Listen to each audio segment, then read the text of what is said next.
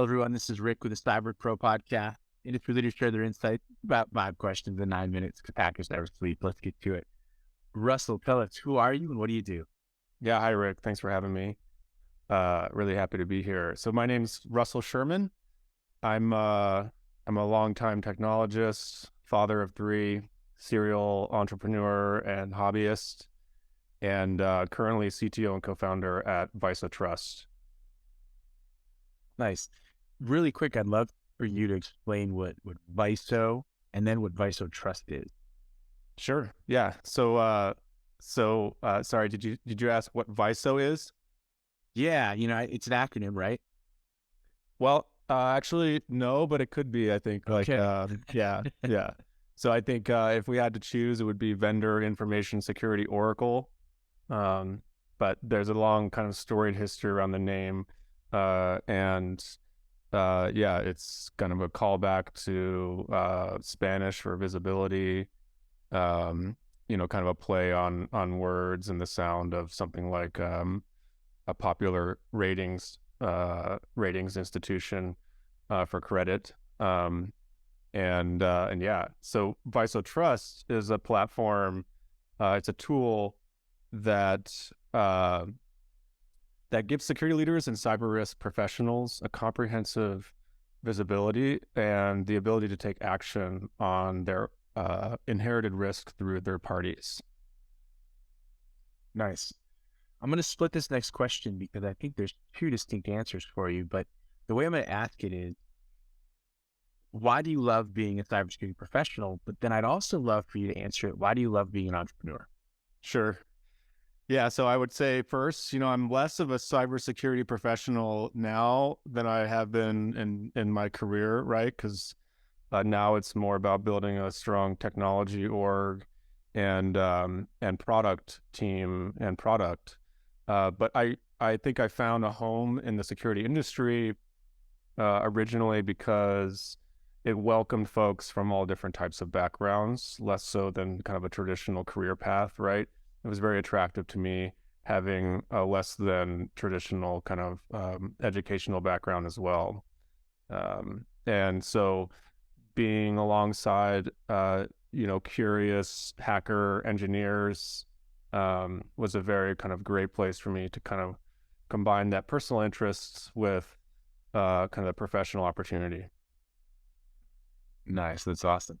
And the entrepreneur side, why do you love being an entrepreneur? Oh gosh, yeah. I mean, I'm sure. This is a shared trait amongst other entrepreneurs, but I just love, um, the wearing many hats, solving all sorts of different challenges, and the ownership and responsibility and accountability for kind of a large scope of work, as well as my own kind of personal destiny.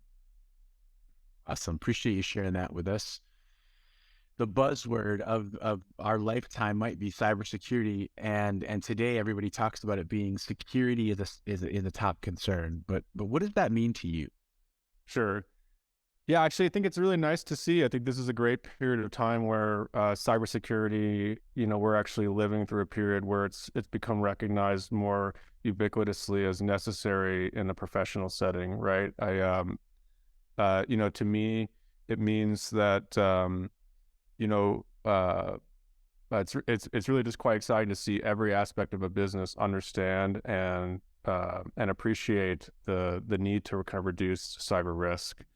Um, it personally affects people and their daily lives, and I think yeah, it's just been amazing to be someone kind of embedded in that more or less kind of revolution, professional revolution. Never heard of it called a revolution, but I think that's a great way to put it. So thank you. I'm going to steal that term for this.